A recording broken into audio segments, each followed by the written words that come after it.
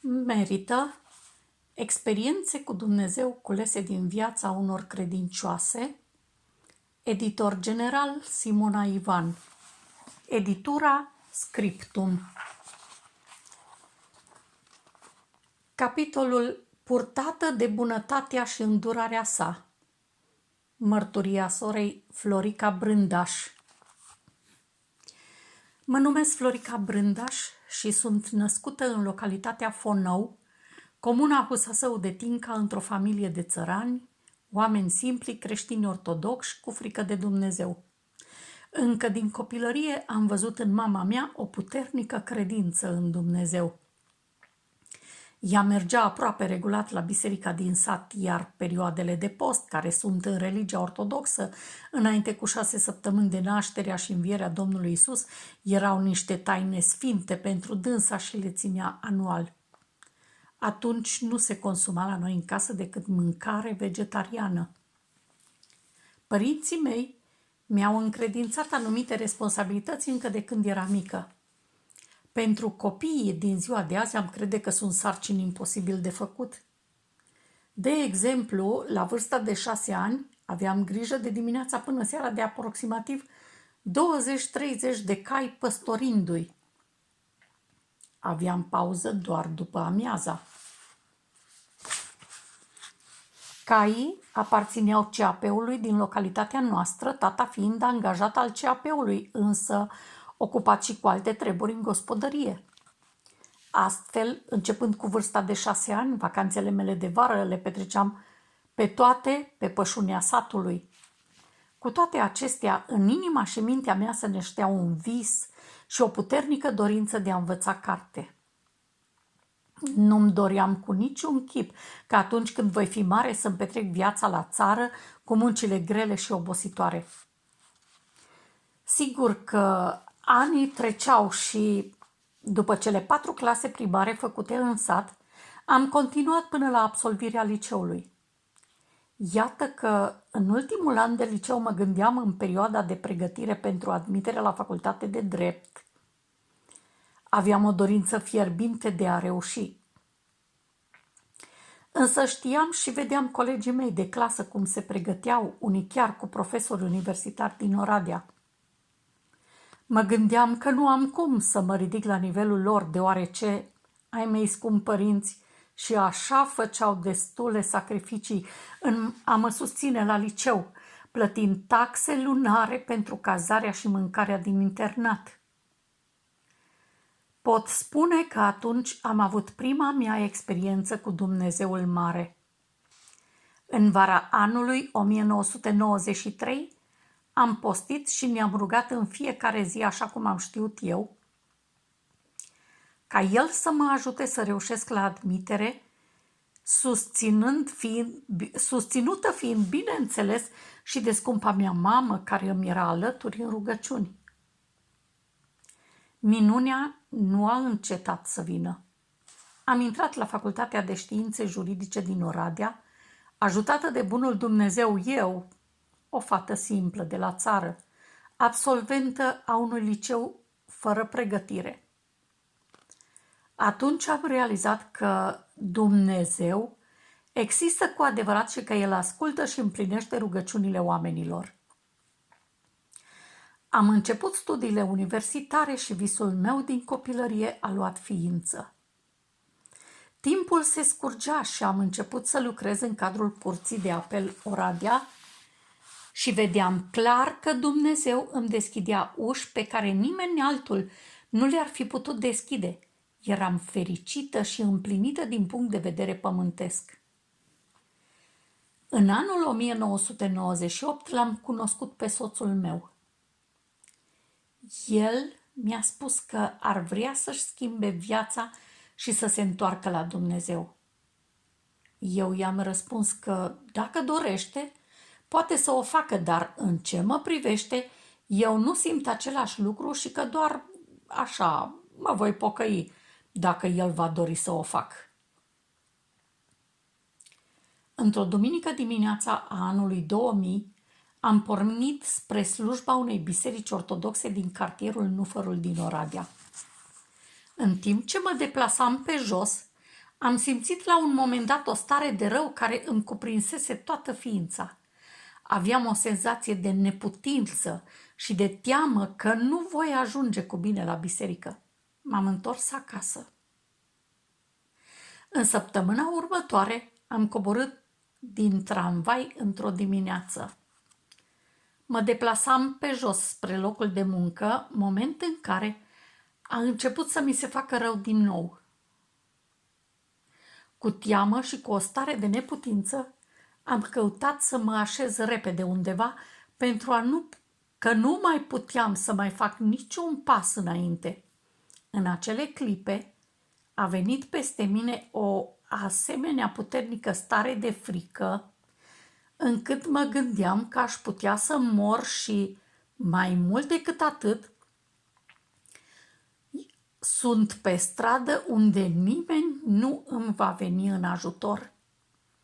Nu terminasem de gândit și a și apărut lângă mine o colegă, o bună prietenă care a sunat repede la ambulanță și am fost transportată de urgență la Spitalul Județean Oradea, unde mi s-a dat primul ajutor cu recomandarea că ar trebui să-mi fac neapărat niște investigații. M-am internat în Spitalul Militar, unde aparțineam și, după investigații, rezultatele au fost următoarele. Sufeream de spasmofilie asociată cu o lipsă acută de calciu și magneziu.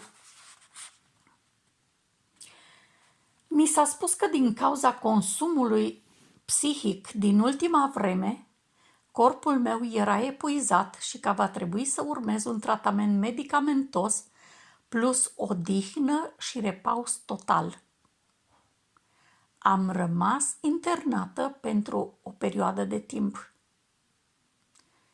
Însă după aceea, chiar dacă trupul meu era odihnit, totuși simțeam că în mine creștea puternic o frică, o teamă de moarte pe care nu o mai puteam controla. Eram dominată de o frică inexplicabilă, fiind dependentă tot timpul de cineva. Nu mai îndrăzneam să ies din casă decât însoțită în permanență de cineva, inclusiv când mergeam și când mă întorceam de la lucru. Simțeam o teamă puternică pentru fiecare zi nouă. Aveam să iau tratament cu antidepresive și calmante, dar care se părea că nu mă ajutau prea mult. Ba chiar din contră. Mă simțeam aproape incapabilă să mă concentrez la locul meu de muncă. Mă confruntam cu stări de somnolență, iar atunci când aveam ședințe și intram în sala de judecată, aveam temeri să nu mi se întâmple ceva mult mai rău. Mă îngrijora gândul pierderii locului de muncă din cauza acestei situații grele de sănătate prin care treceam. Dar cel mai mult mă frământam pentru că nu vedeam nicio îmbunătățire a stării mele de sănătate. Contrar așteptărilor mele, stările de panică se accentuau, iar dorința de a mă bucura de viață o pierdeam pe zi ce trecea. Personal, după ce am realizat că ei nu mă pot ajuta și nici scăpa de teama care mă copleșea mai mult cu fiecare zi ce trecea, simțeam că totul se năruie în jurul meu și că nu voi ieși la liman niciodată. Constatând că nici cei din jurul meu, familia, apropiații sau medicamentele nu îmi pot veni în ajutor, m-am gândit că trebuie să apelez la Dumnezeu și că El îmi poate fi salvarea. Așa că am căutat biserici ortodoxe în care auzisem cum unele persoane au fost ajutate și chiar vindecate. Am ajuns în județul Arad la o biserică unde preotul deținea o carte numită Pravilă, de unde mi s-a spus că peste familia mea au fost aruncate blesteme și că eu am fost atacată de ele. Mi-a spus că după ce vor ține un lanț de 12 zile de post săptămânal, doar în zilele de vineri, să mă întorc la dânsul care îmi va face slujba de dezlegare de aceste blesteme, asigurându-mă că voi fi bine. i-am spus mamei mele. Ea a intrat în post din următoarea vineri. Credeam că o să mă fac bine, exact cum spusese preotul acela. Dar 12 vineri însemna exact 3 luni, timp în care eu îl căutam pe Dumnezeu cum știam eu mai bine, mergând la mănăstiri atât în Bihor cât și în județul Arad.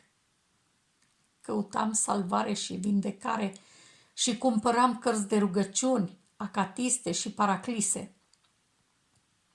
În poșetă aveam în permanență o sticluță cu apă sfințită de la biserică, urmând ca atunci când mi se făcea rău să mă pot stropi cu aceasta.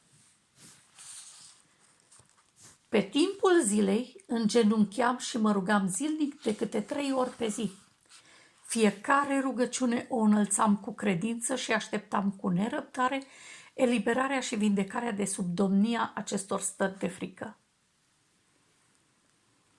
În luna iulie a anului 2000, soțul meu își dorea să vin la el în Austria pe perioada concediului de odihnă. Așa că am venit. M-a luat de la Oradea și am plecat la Budapesta pentru a solicita de acolo și a obține viza prin ambasada Austriei. Am depus actele, urmând să primim rezultatul doar peste 3 zile. Am decis împreună cu soțul să rămân în Budapesta la o prietenă, o fostă colegă de facultate care se stabilise în Ungaria, unde avea o locuință chiar în capitală. În acele 3 zile de așteptare, bunul Dumnezeu a hotărât să stea de vorbă cu mine personal. Eram în locuința prietenei mele singură, ea fiind la muncă. La un moment dat a început să mi se facă foarte rău. Aveam palpitații și senzații de sufocare puternice. Am alergat să iau apa sfințită, am îngenunchiat, am deschis cărțile mele de rugăciuni, însă un tremur puternic părea să-mi cuprindă întreaga ființă, astfel încât mă vedeam neputincioasă de a mai citi sau a spune vreo rugăciune. Totuși, am reușit să rostesc doar aceste cuvinte. Doamne, dacă existi cu adevărat, arată-mi calea sfântă și dreaptă și ai milă de mine și vindecă-mă. Am sunat-o pe prietena mea. I-am spus ce se întâmplă cu mine, că eu cred că nu voi mai rezista la aceste atacuri de panică și că voi muri. Ea a început să mă încurajeze, fiind o creștină baptistă. Cred cu tărie că în acele momente s-a rugat Domnului pentru mine. În noaptea acelei zile am avut un vis în care pot spune că bunul Dumnezeu mi-a făcut chemarea să vin la el. Am văzut o mulțime de oameni îmbrăcați în haine albe lungi, iar în mâini fiecare aveam ramuri de copaci. Erau atât de mulți cât vedeam, cât cuprindeam cu ochii. Ei se aflau în mișcare, iar când am văzut știam că dacă voi intra în mijlocul lor, mă voi face bine și voi fi vindecată. Însă oricât încercam să pătrund în mijlocul lor, nu reușeam, ceva îmi bloca accesul. Atunci am auzit o voce, un glas care m-a strigat pe mine și mi-a zis: tu nu ai cum să intri în mijlocul mulțimii acesteia, trebuie să mergi și să pornești de acolo de unde vin toți aceștia. Și mi-a arătat înspre partea dreaptă. Când m-am trezit din vis, am înțeles că acele ființe îmbrăcate în alb sunt creștinii pocăiți și că eu trebuie să caut o biserică de neoprotestanți și să mă pocăiesc. Dacă în anul 1998 îi spuneam soțului meu că eu nu mă voi pocăi decât doar dacă bunul Dumnezeu va dori, 2 ani mai târziu mai arăta că da, el vrea acest lucru. Nu primisem viza de călătorie în Austria și soțul meu m-a adus înapoi acasă la Oradea. I-am spus că trebuie să-mi caut de urgență o biserică de pocăiți. Problema mea era faptul că nu aveam în anturajul meu niciun pocăit. Cumnata mea mi-a recomandat să merg la Biserica Baptistă Emanuel, deoarece era chiar în apropierea locuinței ei, oferindu-se chiar să mă însoțească. Am refuzat această idee și am spus că eu trebuie să-mi caut o biserică penticostală, pe atunci neștiind de ce. Însă am înțeles mai târziu. Mi-am început căutările și mi-am adus aminte că am auzit cândva că una dintre colegele mele din clasele primare s-ar fi pocăit, mai exact Gabriela Scorțe. Am reușit să dau de numărul ei de telefon, am sunat-o și am întrebat-o de adresa bisericii. În următoarea duminică mă aflam la Biserica Penticostală Maranata. Începuse ora de rugăciune și eu priveam cu luarea minte în dreapta și în stânga, gândindu-mă ce rugăciuni frumoase știau să facă acești oameni, fără să le citească de undeva, așa cum făceam eu. Ale lor izvoreau din inimă. De cum am intrat, am știut că locul meu este acolo. Începând din acea zi, nu l-am mai căutat pe Dumnezeu într-o altă biserică. În timp ce pastorul predica, a spus la un moment dat așa: oricine ești și orice ai fi făcut, vino la Hristos, căci El te iartă. Puterea acelor cuvinte mi-au străpuns inima și m-au făcut să cred că pentru mine, da, există iertare și salvare. La serviciu îmi răsunau în cuget acele cuvinte și simțeam nevoia să vorbesc cu cineva și să îmi pot mărturisi în totalitate păcatele și fără de legile mele. Duminica seara se anunța programul întâlnirilor din cadrul bisericii și, fiindcă îmi doreau să fim de acum prezentă la toate acestea fără a scăpa vreuna din ele, în seara zilei de luni, sora Gabi Scorțe a vorbit cu fratele păstor Ivan despre dorința mea. Dânsul m-a poftit în biroul său, unde am început să-i mărturisesc toate păcatele mele, fără a ascunde vreunul. I-am spus că doar cu o zi înainte fusesem pentru prima dată în biserică și că doream de acum încolo să urmez această cale și să mă pocăiesc. Nu voi uita niciodată întrebarea pe care dânsul mi-a pus-o în acea seară. Și tu crezi că Domnul Iisus te poate ierta de toate aceste păcate? La care eu am răspuns un tare și sigur da. Am îngenunchiat amândoi și potop de lacrimi au început să-mi inunde fața, iar peste întreaga ființă s-a așternut o pace și o liniște, o siguranță deplină a iertării. Începusem să fiu nelipsită de la toate întâlnirile bisericii, chiar și de la cele în grup restrâns. Într-o seară de vineri mă aflam la o întâlnire de rugăciune unde Domnul mi-a vorbit prin cuvânt profetic pentru prima dată în viață. Mi s-a spus că El a îngăduit această încercare peste mine ca să îl caut și să mă întorc la El, dar că El mă va boteza cu Duhul Sfânt și mă va vindeca. Nu pot descrie bucuria și cercetarea pe care le-am simțit în acele clipe, dar mai ales faptul că eram sigură că El este acela care mi-a vorbit. Aveam o puternică dorință de a trăi până să ajung să închei un legământ cu Domnul în apa botezului. Nu mai conta dacă după aceea nu voi mai trăi. Mă rugam doar ca El să lucreze așa cum știe că e mai bine și pe mai departe. Domnul mi-a scos-o în cale pe sora Stella Oprea, care m-a adoptat imediat în familia ei, dar mai ales în rugăciunile pe care le înălța cu foc către Domnul pentru mine. S-a pus la dispoziția Domnului cu tot ce avea. Dumnezeu a folosit-o în viața mea într-un mod deosebit. Mi se părea o veșnicie până la botez. Au fost 2 luni de așteptare. Începusem cursurile de cateheză. În vremea aceea se organizau săptămânal, lunea și vinerea seara, întâlniri de stăruință pentru botezul cu Duhul Sfânt. În inima mea se nășteau tot felul de întrebări. Oare era cu totul adevărat ceea ce vedeam și auzeam? Oare oamenii din biserică nu făceau teatru?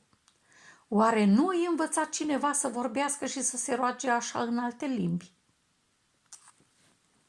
Atunci, sora Stella, împreună cu un grup de rugăciune format din tinerii bisericii, îmi arătau în Biblie că ceea ce vedeam eu este scris. Mă încurajau și țineau zile de post pentru mine. Ba mai mult, mă întăreau spunându-mi că Domnul sigur o să mă vindece și că voi fi o mărturie a puterii Lui și a modului minunat în care El lucrează. Mă gândeam mult la cuvintele sale că mă va boteza cu Duhul Sfânt.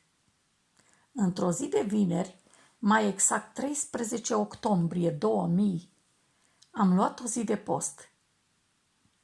Seara, când am mers la biserică, s-a făcut ca de obicei o chemare dacă sunt persoane care ar dori să primească botezul cu Duhul Sfânt.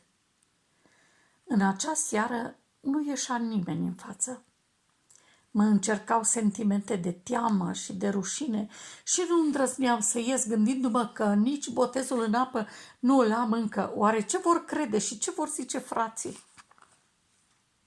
Dar am simțit cum o putere a venit și mi-a dat curaj și mi-am zis că nu contează.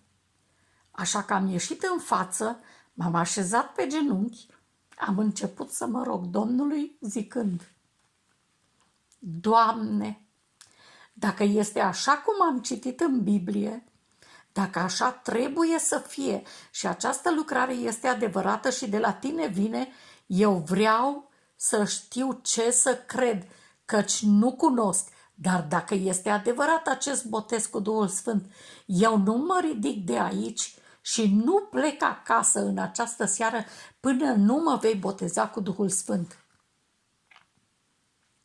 Bunul Dumnezeu a fost binevoitor cu mine.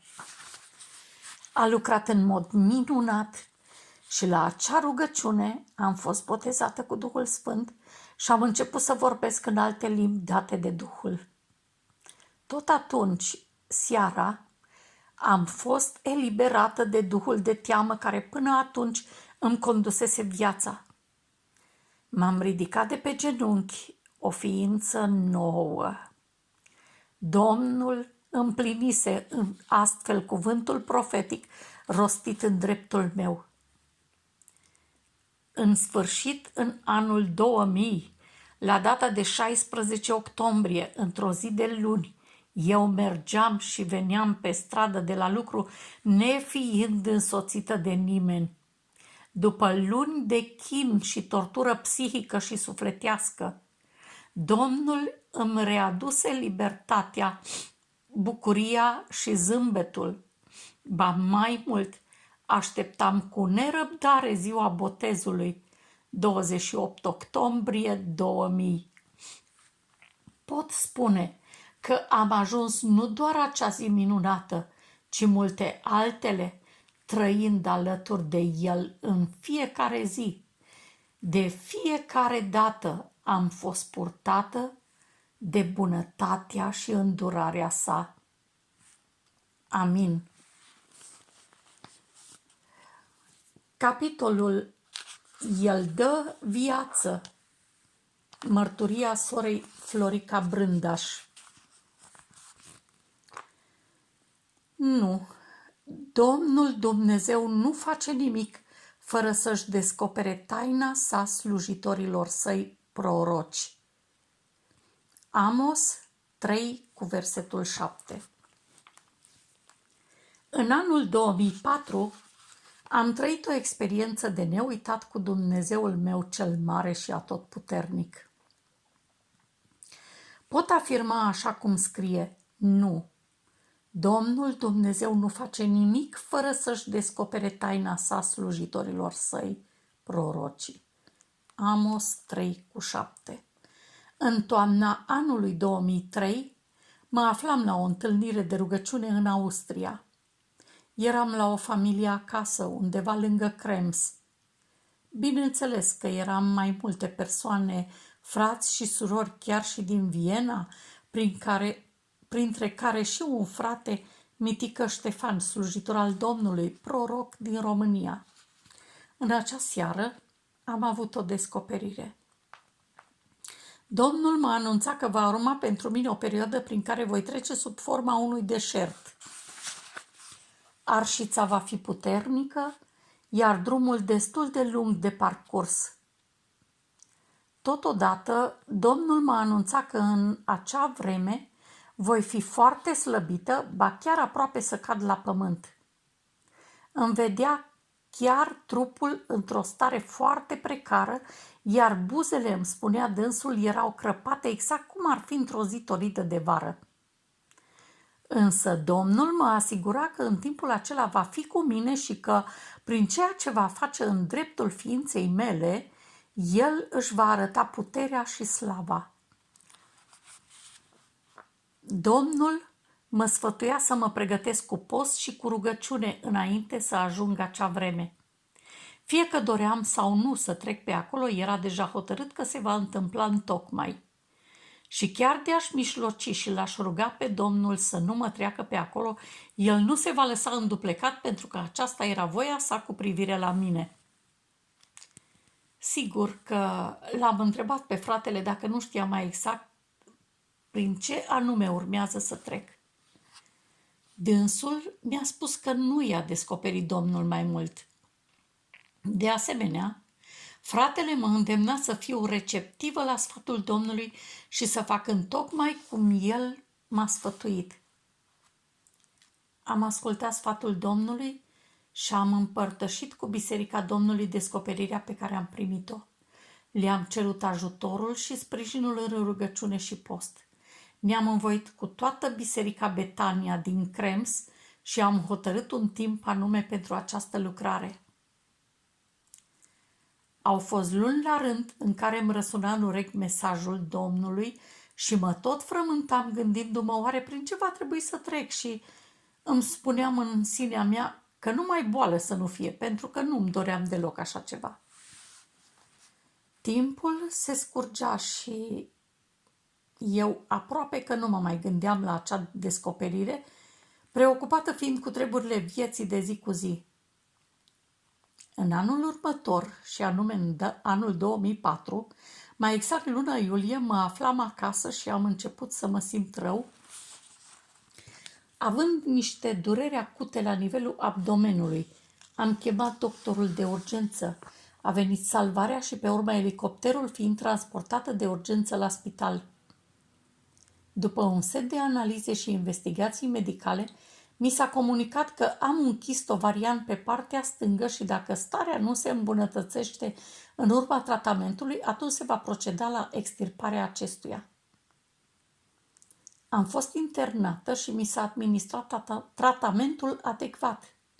Însă chistul nu reacționa la el și mi s-a recomandat operația de tip laparoscopic, iar medicii mă asigurau că va fi o intervenție chirurgicală foarte simplă. Ba mai mult, maxim în 3 zile voi putea părăsi spitalul. Am consimțit intervenția și m-au programat. Am intrat în sala de operație într-o joi dimineață din luna iulie 2004. Aveam încredere și speranță în spusele medicilor că totul va fi sub control și eram fără vreo temere, gândindu-mă că sunt în Austria, unde lucrurile stau cu totul altfel decât la noi în România. În doar câteva ore aveam să constat faptul că m-am înșelat amarnic. Viața mea avea să fie pusă în mare pericol. Operația în sine nu depășise intervalul de 1 oră și 30 de minute cu totul și în jurul amiezii mă aflam deja în salon. Când m-am trezit, Simțeam niște dureri acute în abdomen, mult mai intense și de lungă durată, exact așa cum aș fi avut niște cuțite. Mă înțepa puternic în interior. La vizita medicală de seară am spus că mă simt foarte rău. Mi s-au recomandat și administrat calmante pe tot parcursul acelei nopți, însă fără a simți vreo stare de calmare sau de bine. Vineri, a doua zi, durerile creșteau din ce în ce mai mult. În timpul nopții, țin minte că nu am reușit să dorm nici măcar un minut, iar din cauza faptului că aveam aceste dureri, făceam drenaj în salonul unde mă aflam. Echipa de asistente medicale a hotărât că este mai bine să mă scoată cu patul pe hol, ca altfel celelalte paciente să poată dormi. Sâmbătă eram deja din ce în ce mai rău. La vizita de dimineață, medicii nu își puteau explica de unde vin aceste dureri pentru că nu era normal să le am. O asistentă mai îndrăzneață îmi spunea că eu sunt prea sensibilă și că ar trebui să cobor din pat și să încerc să fac pași prin salon. Și îmi arată o altă pacientă, o colegă de cameră, operată în aceea zi cu mine, care deja făcea progrese vizibile. Până într-acolo încât urma să fie externată chiar în acea zi. Această asistentă s-a apropiat de patul meu, m-a ridicat încercând să mă coboare din pat. Atunci am simțit că ceva groaznic se întâmplă și anume că fac pe mine, iar patul se umpluse de mizerie. Deși nu consumasem alimente de miercuri dinainte de operație. S-a speriat foarte tare. A alergat și a chemat ajutoare, m-au curățat, au chemat doctorul de gardă și au văzut că lucrurile scapă de sub control și că ceva periculos se întâmplă. Doctorul de gardă era de specialitate chirurg. Dânsul a venit, a studiat fișa mea medicală și mi-a spus că nu știe ce se întâmplă. Lucrurile păreau a nu fi în concordanță între ceea ce scria acolo și starea mea. Dânsul a recomandat să mi se facă un CT. Am semnat și am fost dusă de urgență la o evaluare de tip CT. În timpul evaluării se vedea clar că intestinul meu gros era fisurat. Wow! De aceea ieșea mizeria, împrăștiindu-se în abdomen. Starea mea era foarte gravă și nu mai suferea amânare. Urma să fiu operată de urgență. Șefa secției de ginecologie a fost sunată și solicitată să se prezinte de urgență la spital. Împreună cu medicul chirurg de gardă a făcut intervenția chirurgicală. Am intrat în operație în jurul orei 19 și până la 23 a durat operația. La sfârșit, doctorul chirurg i-a spus soțului meu următoarele: Domnule, starea soției dumneavoastră este extrem de gravă. Noi am făcut tot ceea ce se putea face. Am secționat câțiva centimetri din intestin, partea unde acesta a fost fisurat. Am curățat și aspirat în abdomen totul. I-am executat o operație de tip anus contra naturii. Soțul meu a rămas mut și fără cuvinte. Doctorul a continuat să îi spună că dacă nu s-ar fi procedat de urgență, chiar și câteva ore mi-ar fi putut fi fatale. Dacă s-ar fi așteptat până a doua zi dimineața, exista riscul de a nu mai fi în viață. La întrebarea soțului meu cum de s-a ajuns totuși în această situație atât de gravă, i s-a spus că în timpul operației laparoscopice, probabil, intestinul a fost atins și nu s-a spart atunci, ci câteva ore mai târziu. De acolo proveneau acele dureri inexplicabile pentru ei și de nesuportat pentru mine. Doctorul chirurg, fiind realist, i-a spus tot atunci soțului meu că șansele mele de a rămâne în viață sunt 10%. Afirmația l-a cutremurat. El refuza să creadă că s-ar putea să mă piardă. Desigur că a anunțat imediat biserica, prietenii și frații apropiați și cu toții au intrat în mijlocire înaintea Domnului pentru viața mea, cerându-i să mă vindece și să nu fiu coborâtă în țărâna pământului. Soțul meu venea zilnic să mă viziteze. Doar el și fiul nostru puteau să mă viziteze pentru că eram internată pe secția la ATI. După ce fiul nostru m-a văzut, a exclamat: "Tati, eu nu pot să o văd în această stare cum arată. Psihic, tati, eu nu rezist." După această intervenție, la 2-3 zile eram de nerecunoscut. Eram umflată total, arătam ca un monstru. Picioarele erau parcă de plumb, nu le mai simțeam, nu le puteam mișca singură și mâinile la fel. Eram racordată și conectată la aparate și mi se administrau diferite combinații de medicamente de tip antibiotic care să distrugă infecția din sânge, care era la parametri maxim. La una dintre vizitele medicale pe care le-am avut, am auzit-o pe șefa corpului medical cum le explica celorlalți că dacă nu voi rezista, se va proceda la trecerea pe tip de comă indusă. La cele auzite m-am speriat foarte tare. De câteva zile și nopți nu mai puteam să dorm deloc, în ciuda faptului că mi se administrau tot felul de somnifere intravenos, dar fără niciun efect. Tot nu puteam să închid un ochi. Bineînțeles că au venit niște atacuri la nivelul minții din partea celui rău.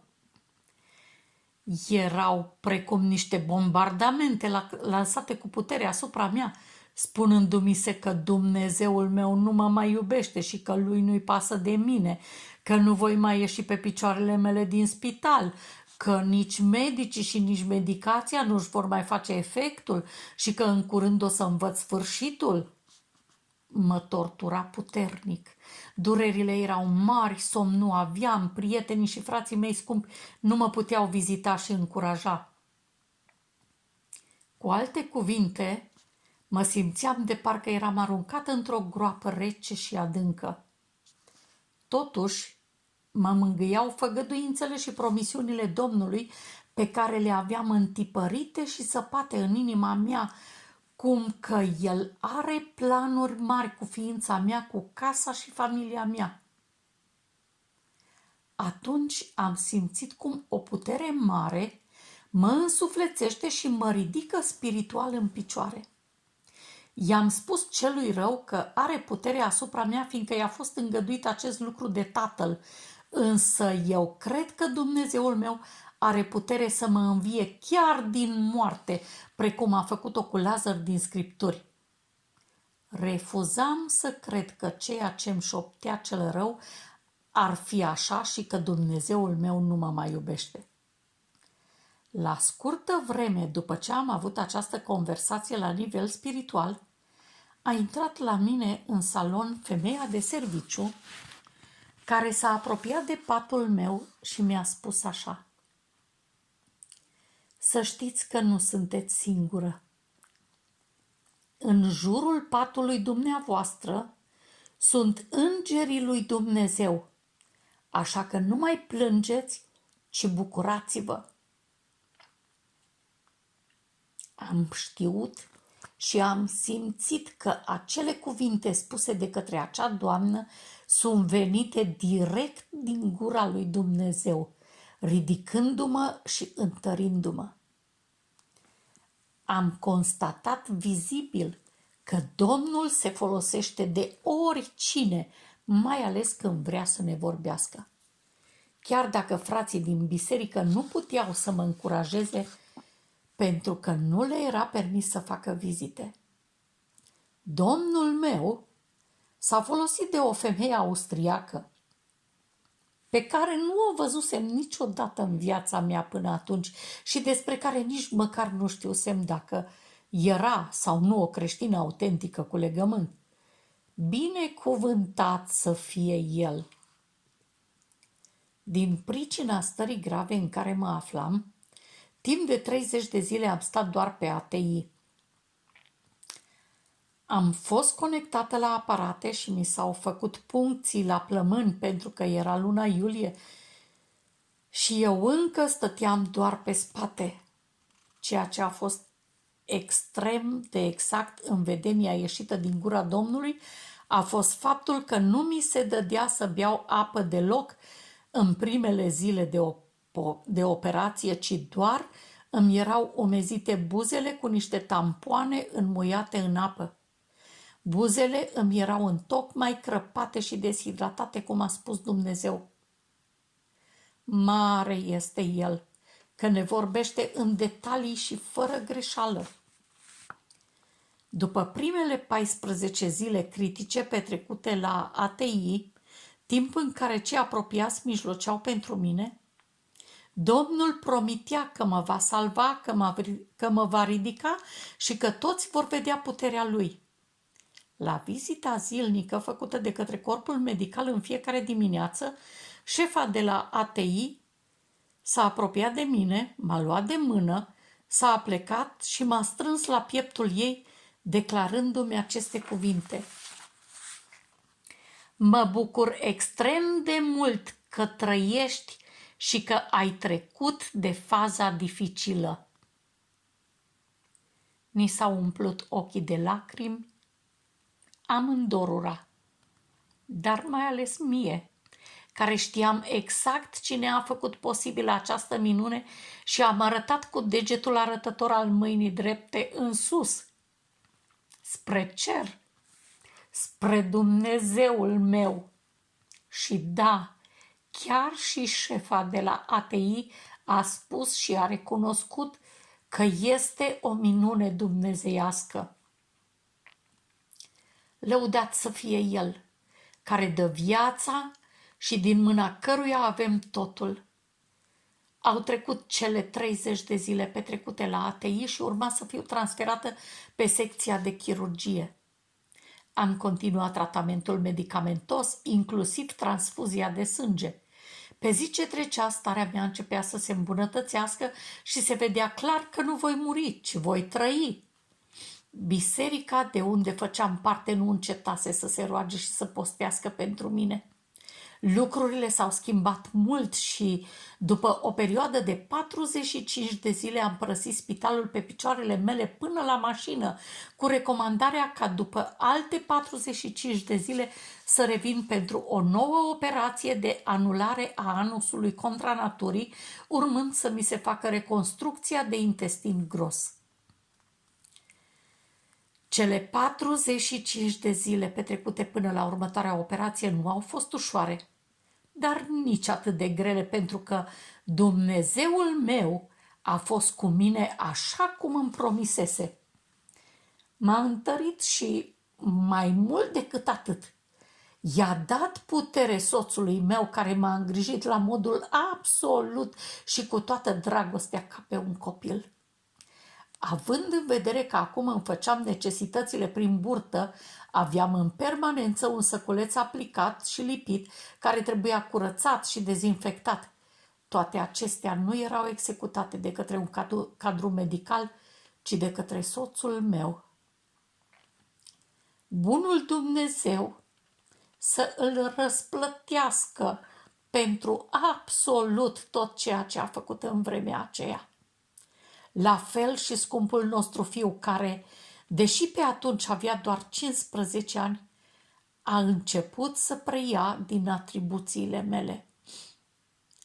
Dacă până atunci nu știa cum să calce o haină, a făcut acest lucru cu dragoste pentru mămica lui bolnavă și cu bucuria în suflet că m-am întors vie acasă în familie și că nu m-a pierdut.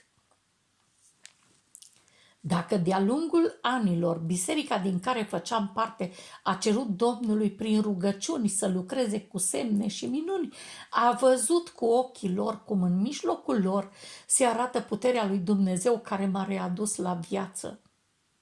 Eram o minune vie. De asemenea, familia, biserica, prietenii, întregul spital și chiar directorul spitalului din Krems a fost părtaș acestui miracol. Directorul spitalului i-a mărturisit soțului meu că așa ceva nu s-a întâmplat în istoria spitalului din ultimii 25 de ani. După cele 45 de zile petrecute acasă, m-am întors la spital pentru a fi operată și pentru a mi se reconstitui intestinul gros. Știu că am trecut cu Dumnezeul meu și am ieșit mai mult decât biruitoare prin perioada grea, iar deșertul și arșița nu m-au doborât. Cel rău, da, a vrut să-mi ia viața, însă acest lucru nu se întâmplă decât atunci când hotărăște Dumnezeu. Fiecare trăim pe acest pământ atât cât ne-a hotărât Creatorul nostru și de aceea ce sunt absolut sigură este că nimic, dar absolut nimic, nu se întâmplă decât cu permisiunea sa. Haideți să ne încredem puternic în El, onorându-L printr-o credință vie și curată, iar atunci când trecem prin felurite probe și încercări, să știm sigur că totul are un final în urma căruia ne așteaptă bucuria care vine prin câștigarea biruinței. Să înțelegem că absolut niciodată nu suntem lăsate singure și că El veghează asupra noastră.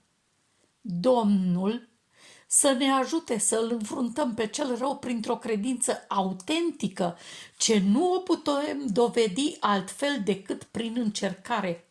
Și, scumpele mele, ce ziceți? Merită oare să pierdem veșnicia pentru câteva clipe de încercare grea prin care trecem când suntem în trup în timpul acesta scurt de pe pământ? Eu zic că nu. De aceea te îndemn să te ridici în numele Domnului în capul oaselor. Ridică-te deasupra neputinței, înfruntă necredința prin care cel rău te macină și în care te afli de multă vreme. Uită-te în urma pașilor tăi în scurgerea anilor și vezi cum El te-a ajutat și ți-a dat putere să treci prin toate, chiar și atunci când ai zis că sigur nu mai poți rezista. Încrede-te puternic în Dumnezeul nostru care este viu, fiindcă acest lucru ți se va considera drept neprihănire.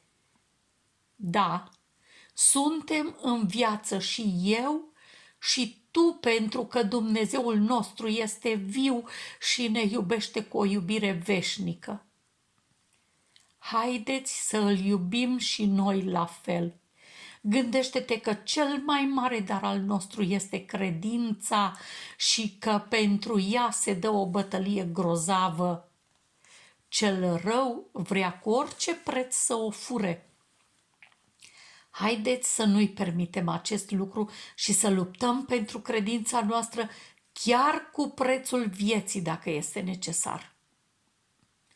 Pe de altă parte, știm că valoarea oricărui lucru este dată de prețul acestuia. Să nu uităm că noi avem o valoare deosebită și că pentru noi a fost plătit un preț de sânge. Domnul nostru ne-a iubit atât de mult încât și-a dat viața sa. Fiți binecuvântate. Amin.